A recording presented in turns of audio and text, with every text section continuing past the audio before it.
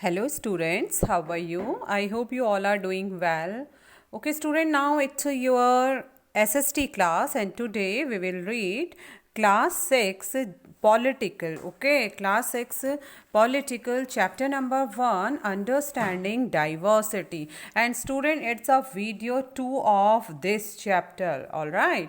So let's start students. We have to start from page number 7. All right. Okay. You probably like reading and hearing stories and adventures about different animals, people, and even ghosts.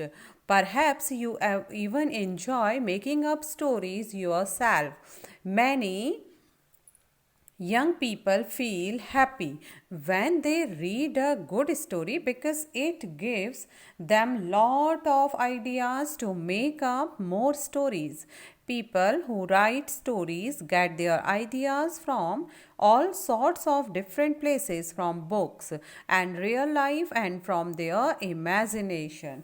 So students, yesterday we have read about understanding diversities, one story based on one stories, okay, and the story Sameer 1 and Sameer 2. All right, तो उस पर हमें students बहुत सारी diversity देखने को मिली थी. All right, तो आज हम उसी को आगे बढ़ेंगे. तो अब टॉपिक है स्टूडेंट्स, हम विविधता हमारे जीवन में क्या असर करती है, क्या चीज़ विविधता से हमारे जीवन में बदलाव आते हैं, किन किन चीज़ों से बदलाव आते हैं. तो स्टूडेंट्स, यू प्रोबेबली, ओके, आपने शायद बहुत सी कहानियाँ पढ़ी होंगी और बहुत सी कहानियाँ सुनी होंगी. ओके, वे कहानियाँ किसी भी मैटर में होती होंगी.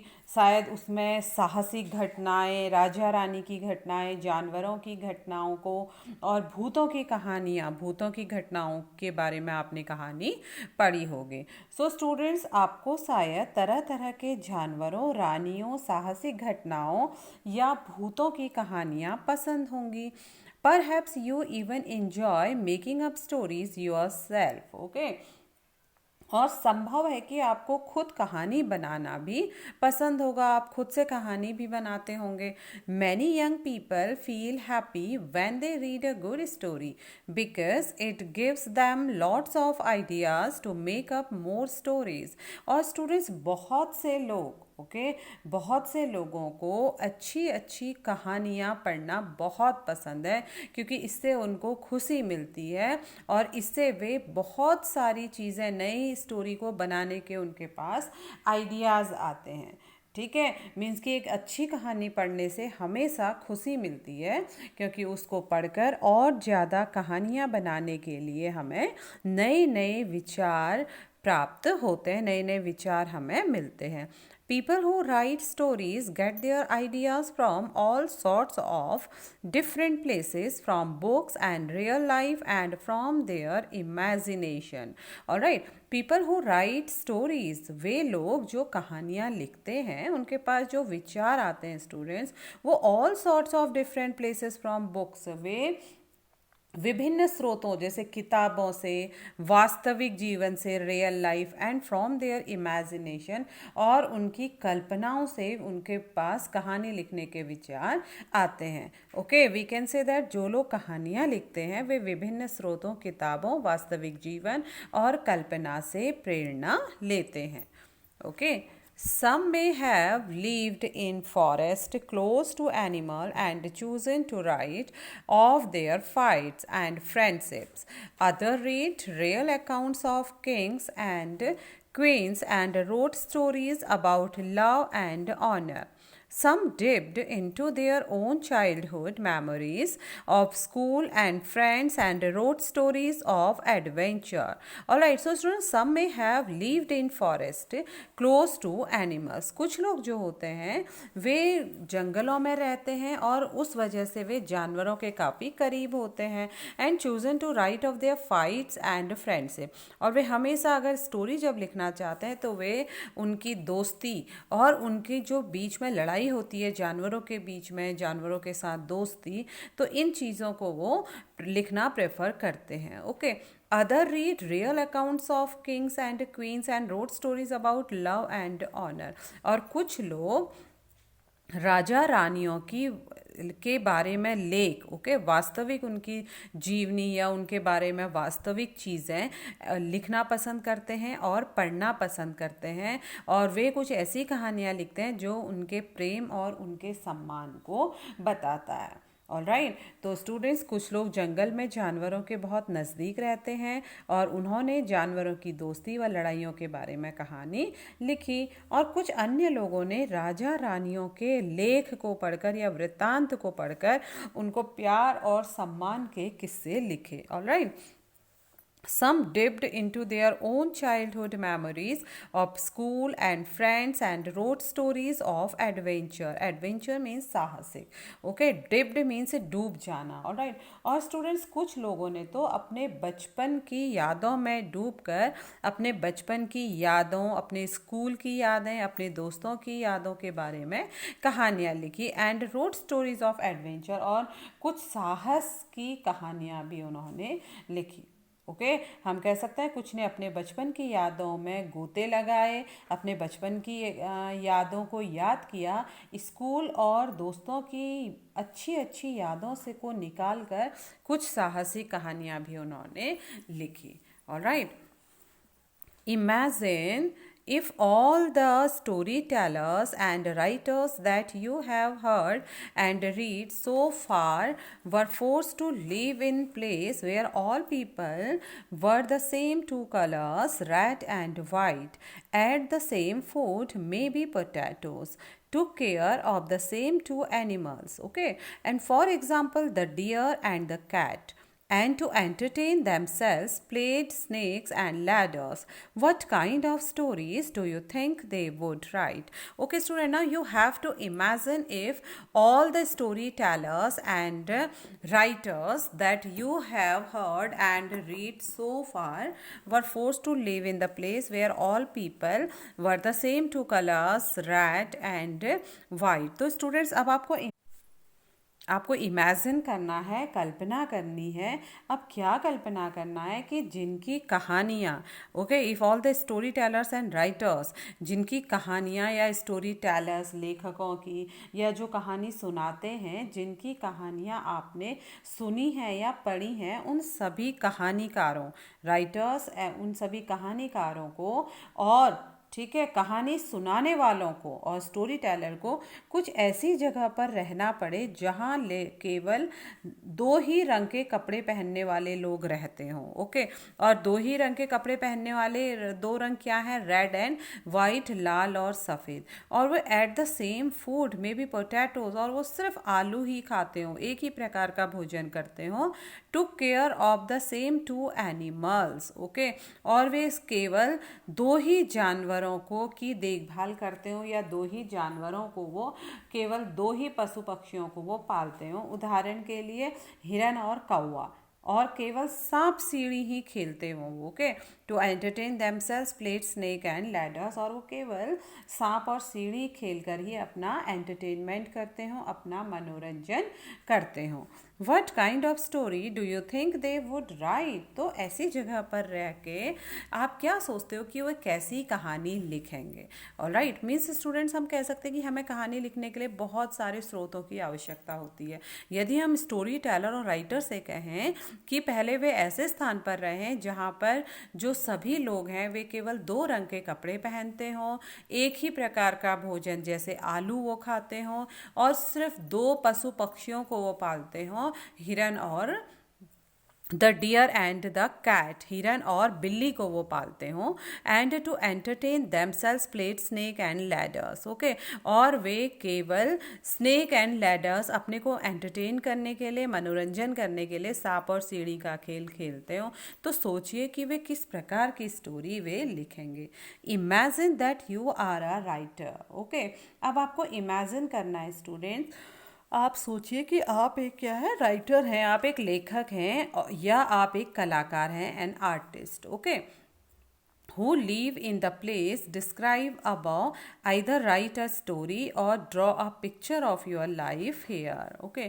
अब स्टूडेंट्स, आपको कल्पना करनी है कि that you are a writer, आप एक क्या हैं, एक लेखक हैं या आप एक कलाकार हैं जो उस स्थान में रहते हैं जो स्थान हमने अभी आपको ऊपर बताया। ऑल राइट, अब आपको students either right a story, अब आपको या तो कोई स्टोरी लिखनी है और draw a picture of your life hair, या फिर यहाँ के बारे में जो आपका जीवन है उसका आपको एक चित्र बनाना है। All right students, so do you think you would enjoy living in a place like this? तो आप क्या सोचते हो कि क्या आप ऐसे स्थान पर रहना इंजॉय करेंगे? List 5 different things that you would miss the most if you lived here.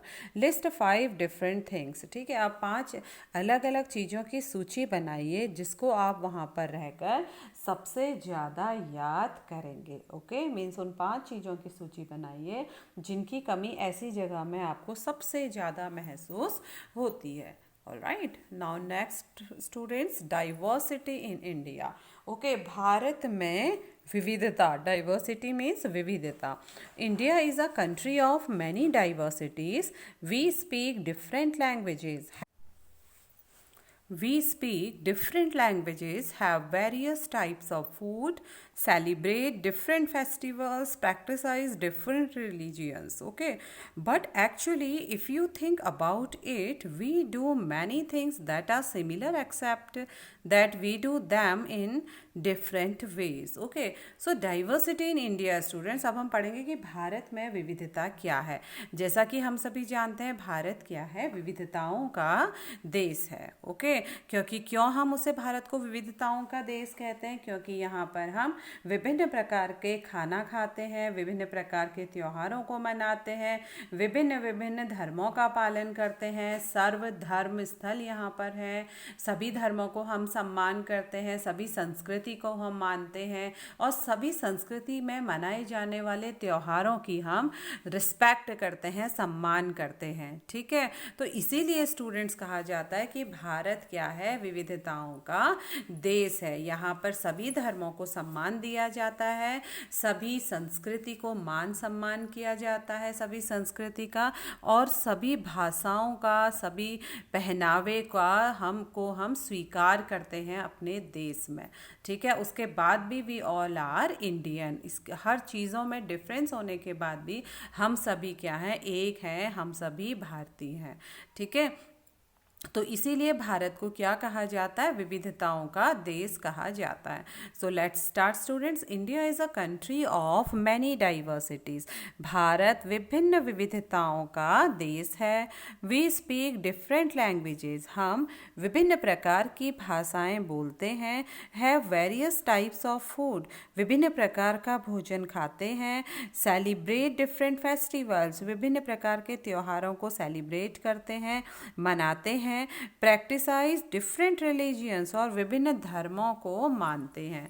But actually if you think about it, लेकिन अगर वास्तव में हम इसके बारे में सोचें, वी डू मैनी थिंग्स, हम बहुत सी चीज़ें करते हैं दैट आर सिमिलर, जो एक जैसी होती हैं, except that we do them in different ways, बस हम उनको अलग अलग तरीक़ों से करते हैं। हमें वो काम करने का तरीका हमारा क्या है, थोड़ा अलग है। और अगर हम देखा जाए तो ओवरऑल हम सभी धर्मों के लोग, हम सभी लोग एक ही प्रकार की चीज़ों को करते हैं। ठीक है, तो रिपीट कर रही हूँ स्टूडेंट्स, भारत विविधताओं का देश है, हम विभिन्न भाषाएं बोलते हैं, विभिन्न प्रकार का खाना खाते हैं और अलग अलग त्योहारों को मनाते हैं और भिन्न भिन्न धर्मों का पालन करते हैं। लेकिन यदि हम इसे वास्तविकता से सोचें, गहराई से सोचें, तो वास्तव में हम एक ही तरह की चीज़ें करते हैं, जो जिसमें केवल हमारे करने का तरीका क्या है, अलग है।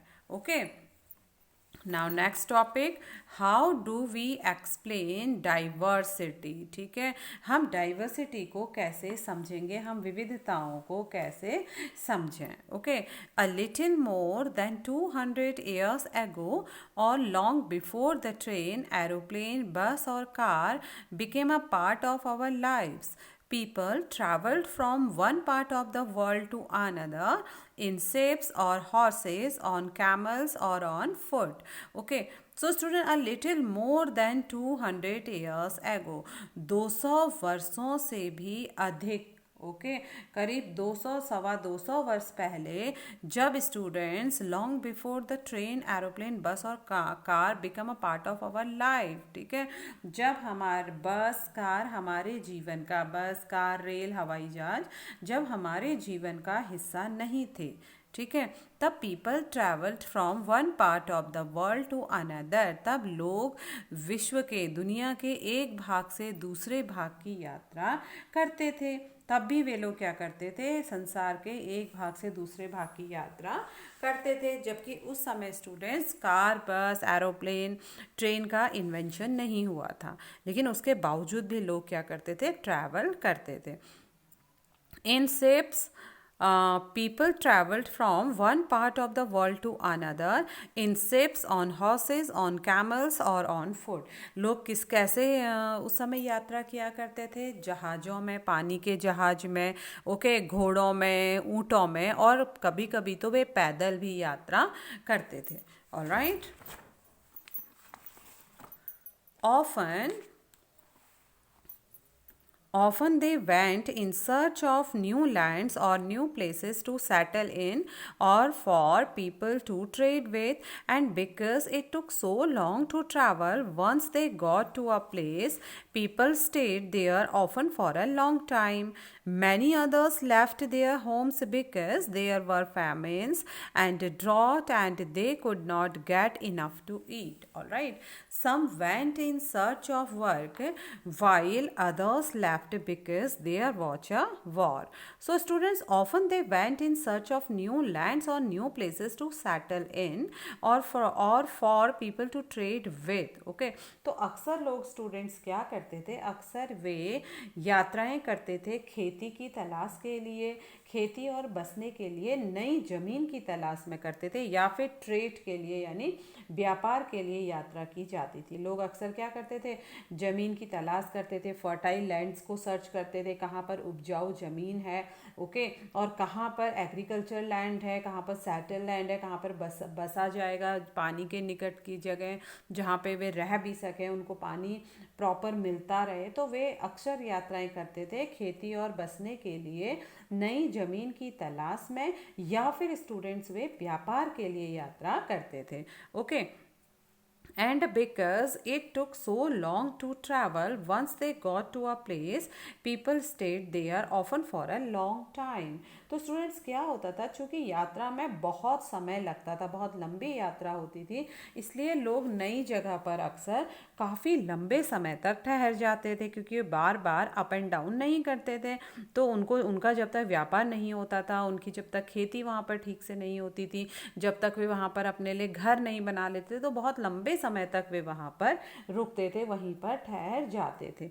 Okay, many others left their homes because there were famines and drought and they could not get enough to eat. Okay, और कभी कभी क्या होता था स्टूडेंट्स, famine means सूखा, एंड फेमिन मीन्स अकाल, एंड ड्रॉट मीन्स सूखा। ओके, तो क्या होता था, कभी कभी वे अकाल और सूखे के कारण, ऑलराइट, फेमिन मीन्स अकाल, ड्रॉट मीन्स सूखा, तो कभी कभी वे अकाल और सूखे के कारण भी कई बार लोगों को अपना घर छोड़ देना पड़ता था। वहाँ पर या तो भूखमरी हो जाती थी, अकाल पड़ जाता था, सूखा पड़ जाता था, बारिश ही नहीं होती थी, पानी नहीं होता था, तो उस वजह से भी वे अपना स्थान क्या कर देते थे, छोड़ देते थे, अपना घर बार छोड़ देते थे। Some went in search of work while others left because there watch a war. और दूसरे रीज़न क्या थे स्टूडेंट्स, उनको अपने स्थान से दूसरे स्थान में जाने के लिए, कुछ लोग इन सर्च ऑफ वर्क, काम की तलाश में चले जाते थे, वाइल अदर्स, और कुछ लोग अपना घर छोड़ देते थे, अपना स्थान छोड़ देते थे, because there watch a war, मतलब कुछ युद्ध के कारण अपने घर को छोड़ देते थे, और कुछ काम के कारण अपने घरों को छोड़ देते थे। Sometimes as they begin to make their homes in new places, people begin to change a little, and at other times they managed to do things in the old ways. Okay, so their languages, food, music, religions became a mix of the old and the new, and out of this intermixing of cultures came something new and different.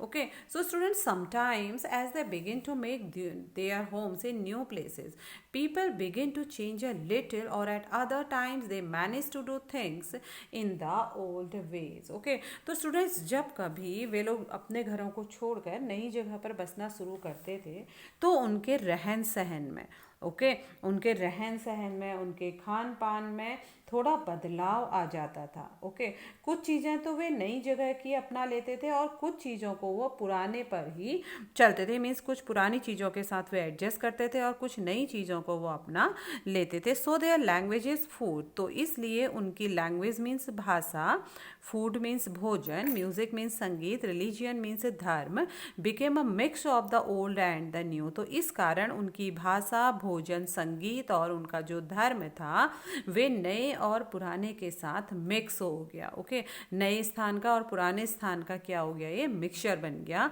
And out of this intermixing of cultures came something new and different. और इस intermixing of cultures की वजह से इस संस्कृति का जो आदान प्रदान हो रहा था, संस्कृति का जो नई संस्कृति और पुरानी संस्कृति जो मिल रही थी, इससे कुछ नया और अलग संस्कृति क्या हो गई, सामने आगे, यानी मिश्रित संस्कृति उभरी. ओके, तो स्टूडेंट्स, लोग जब नई जगह में बसना शुरू करते थे तो उनके रहन सहन में थोड़ा बदलाव आ जाता था. ओके, कुछ चीज़ें तो वे नई जगह की अपना लेते थे और कुछ चीज़ों में वे पुराने ढर्रे पर ही चलते रहते थे. इस तरह क्या हुआ स्टूडेंट्स, उनकी भाषा, भोजन, संगीत, धर्म आदि में नए और पुराने का मिश्रण होता रहा और उनकी संस्कृति और नई जगह की संस्कृति में आदान प्रदान होता और धीरे धीरे एक मिक्सचर बन गया दोनों संस्कृति का, एक मिश्रित यानी मिली जुली संस्कृति वहाँ पर उभर गई. Okay, The story of many places shows us how many different cultural influences have helped to shape life and culture there. Thus, regions became very diverse because of their unique histories. All right. So, the history of many places. Okay. अलग अलग जो क्षेत्रों का अगर हम इतिहास देखें, अलग अलग स्थानों का अगर हम इतिहास को देखें, तो हम देखेंगे how many different cultural influences have help to shape life and cultural there. Okay, तो वहाँ पर कल्चर देयर, तो क्या हुआ, अगर हम अलग अलग क्षेत्रों का, स्थानों का अगर हम अतीत देखें, इतिहास देखें, तो हमें पता चलेगा कि किस तरह विभिन्न सांस्कृतिक प्रभावों ने वहाँ के जीवन को और वहाँ की संस्कृति को एक आकृति, एक आकार देने में योगदान दिया है. These regions become very diverse because of their unique history. इस प्रकार से कई क्षेत्र अपने विशिष्ट इतिहास के कारण विविधता संपन्न हो जाते थे. ओके, तो कई क्षेत्रों में क्या हो गई, विविधता फैलती चली गई क्योंकि वहाँ पर नई संस्कृति और पुरानी संस्कृति का मिश्रण हो गया. ओके, मिश्रित संस्कृति बन गई. इस वजह से वहाँ पर उस क्षेत्र में क्या हुआ, अपने विशिष्ट इतिहास के कारण वह क्षेत्र विविधता संपन्न हो गया. Alright, similarly diversity also comes about when people adapt their lives to the geographical area in which they live. Okay, for example, living near the sea is quite different from living in a mountainous area. So similarly diversity, तो इस प्रकार से students जो विविधताएं थी also comes about when people adapt their lives to the geographical area in which they live. तो इस प्रकार जो विविधताएं थी, लोग अलग अलग तरह की भौगोलिक स्थितियों में से, जियोग्राफिकल एरिया, भौगोलिक स्थितियों में से किस प्रकार से एडॉप्ट करते थे, उन भौगोलिक स्थितियों को किस प्रकार ग्रहण करते थे, उनके साथ कैसे सामंजस्य बिठाते थे. Okay, in which they live. For example अगर हम उदाहरण के लिए कहें कि living near the sea is quite different from living in a mountainous area, क्योंकि उदाहरण के लिए हम देखते हैं कि कैसे वे एडजस्ट करते थे वहाँ की भौगोलिक परिस्थितियों से। जैसे अगर कोई भी व्यक्ति जो कि समुद्र के निकट रह रहा है उसका जीवन अलग होता है। किन लोगों से अलग होता है? माउंटेनियस एरिया से, मीन्स कि जो पर्वतों में रहते हैं, पर्वतों में पहाड़ों में रहते हैं, उनका पहाड़ी इलाकों में रहने का जीवन और समुद्र तटीय स्थानों पर रहने के जीवन में बहुत अंतर होता है। ओके, अब वो अंतर क्या होता है स्टूडेंट्स? वो अंतर क्या होता है? न केवल वहाँ के लोगों के कपड़े और खान पान की आदतों में अंतर होता, बल्कि उनके प्रोफेशन में, उनके व्यवसाय में भी, उनके कामों में भी वो अंतर दिखता है। Alright, not only do people have different clothing and eating habits, but even the kinds of work they do are different. In cities, it is often easy to forget how closely people's lives are tied to their physical surroundings.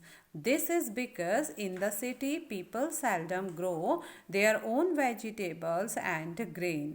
Alright, instead they depend on the market to buy all the food and other goods that they need. So student, not only do people have different clothing and eating habits, न केवल जो अंतर coastal areas, तो वो जो अंतर था, जो हम कह सकते हैं कि कोस्टल एरिया में रहने वाले लोगों के बीच में और पर्वतीय इलाकों में रहने वाले लोगों के बीच में जो अंतर होता है, न केवल उनके कपड़ों और खान पान में अंतर होता है, बल्कि even the kinds of work they do are different, बल्कि जो वे काम करते हैं वे भी उनके बहुत अलग अलग होते हैं। जैसे in cities it is often easy to forget how closely people's lives are tied to their physical surroundings. In cities, शहरों में क्या होता है, अक्सर लोग यह भूल जाते हैं कि उनके जो आसपास का वातावरण है, ठीक है, उनका जो भौतिक वातावरण है वो उनसे किस तरह गहराई से जुड़ा हुआ है।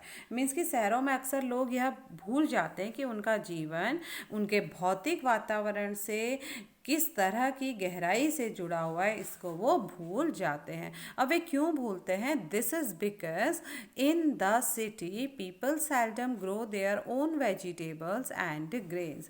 क्योंकि क्या होता है स्टूडेंट्स, शहरों में ऐसा इसलिए होता है कि शहरों में जो लोग होते हैं वो विरले ही अपनी सब्जी या अनाज उगाते हैं, बहुत मुश्किल से अपनी सब्जी या अनाज उगा पाते हैं जो लोग शहर में रहते हैं। ओके, अगर उनको सब्जी लेनी होती है, उनको कोई वस्तु चाहिए होती तो वो पूरी तरह से मार्केट पर डिपेंड होते हैं, लेकिन गांव में ऐसा नहीं होता है। ठीक है, पहाड़ी इलाकों में ऐसा नहीं होता। लोग अपने खाने पीने के लिए बाजार पर डिपेंड ना रहकर अपने खेत पर काम करते हैं, खेत पर डिपेंड रहते हैं।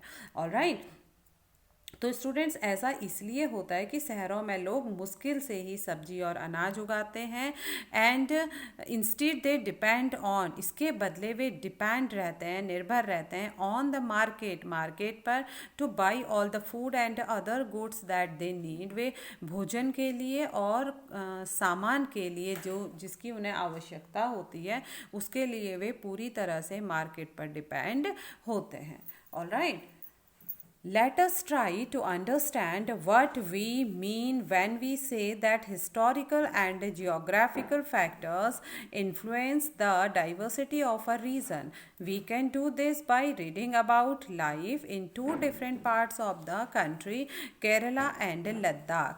चलिए student, let us try to understand, चलिए यह समझने की कोशिश करते हैं कि what we mean when we say, कि उसका क्या मतलब होता है, हम क्या कहते हैं कि historical and geographical factors influence the diversity of a region, कि किसी भी स्थान का जो वहाँ का ऐतिहासिक और जो वहाँ का भौगोलिक फैक्टर होता है, कारक होता है, वो उस क्षेत्र की विविधता को क्या करता है, उस क्षेत्र की विविधता को प्रभावित करता है। ओके, तो we can do this by reading. हम यह क्यों कर सकते हैं? क्योंकि हम अगर इन हमारे देश के इन दो अलग अलग भागों भागों के बारे में अगर हम पढ़ेंगे, हमारे देश के वो दो अलग भाग कौन से हैं, केरला है और लद्दाख है।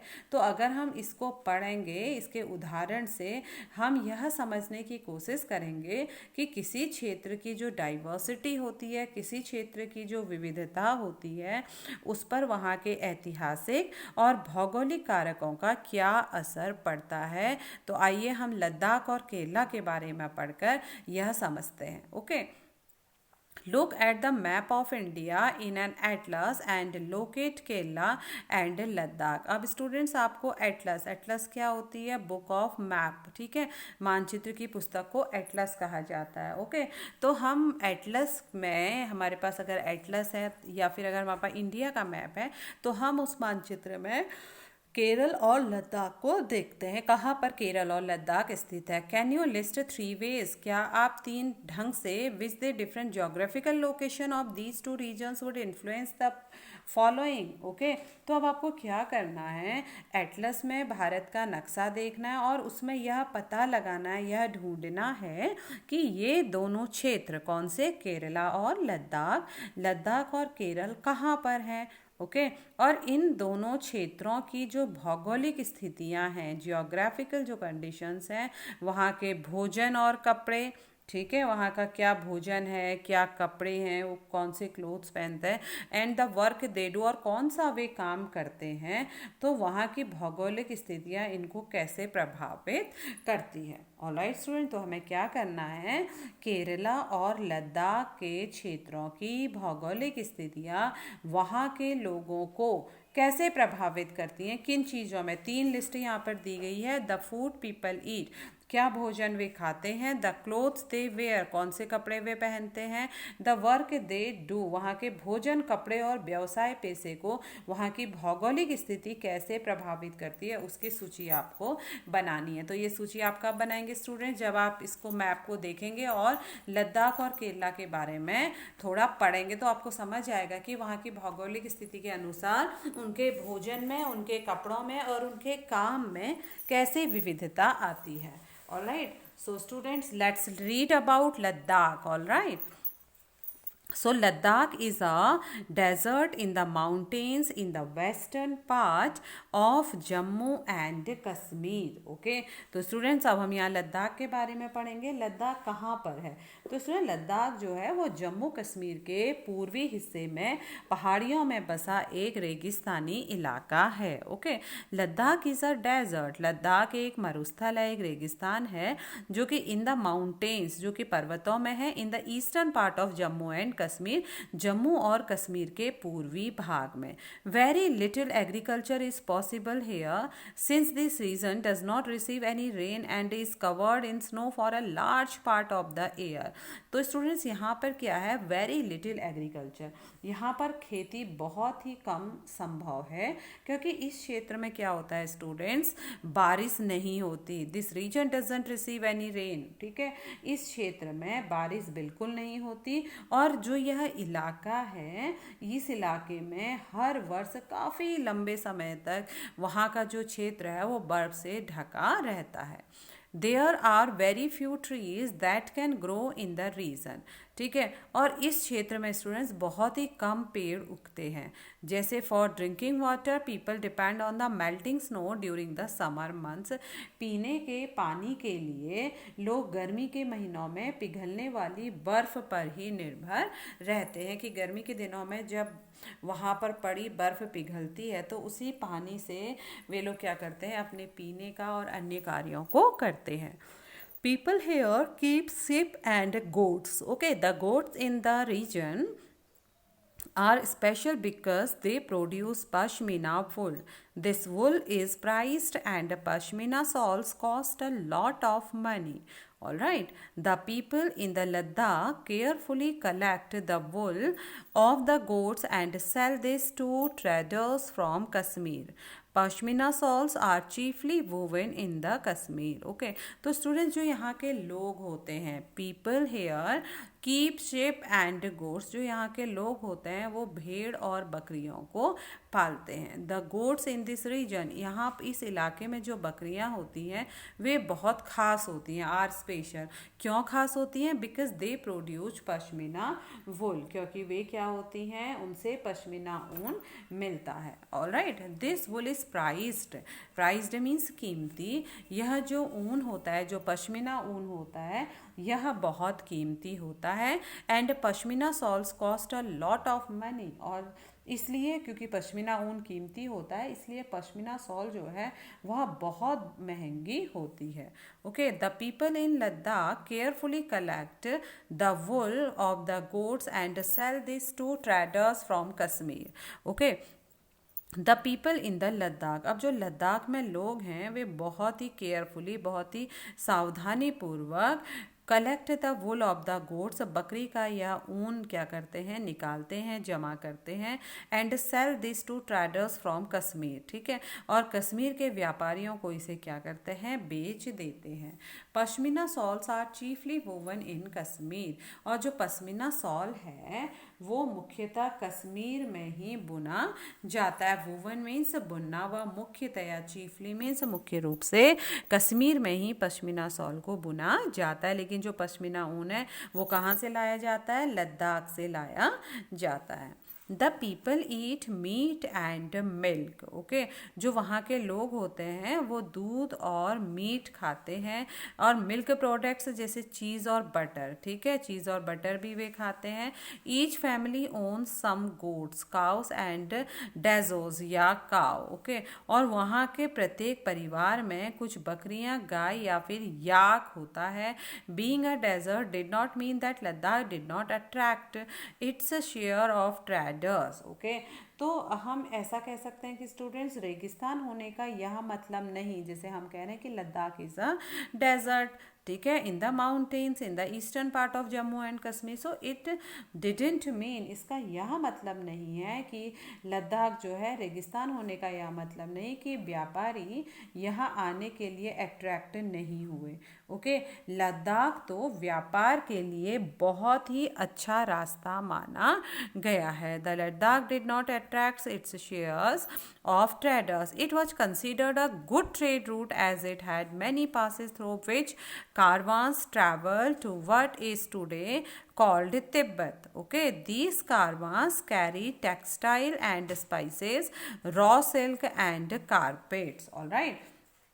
तो स्टूडेंट रेगिस्तान होने का यह मतलब नहीं कि यहाँ व्यापारी यहाँ आने के लिए आकर्षित नहीं हुए, बल्कि लद्दाख को तो व्यापार के लिए एक बहुत ही अच्छा रास्ता माना गया है, क्योंकि यहाँ क्या है, कई घाटियाँ हैं जिनसे गुजरकर मध्य एशिया के काफिले तक उस इलाके पर पहुँचते हैं कारवां के साथ, ठीक है, तो इसलिए उसको क्या माना जाता है, बहुत ही अच्छा एरिया माना जाता है, ठीक है।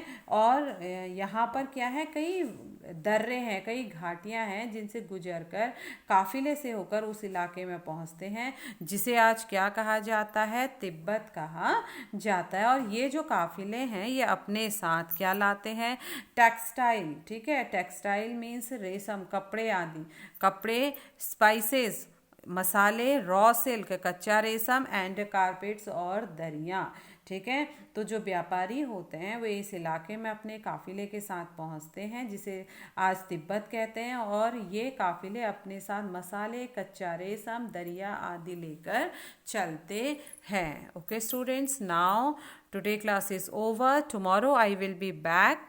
Till then, take care students. Bye bye. Have a nice day.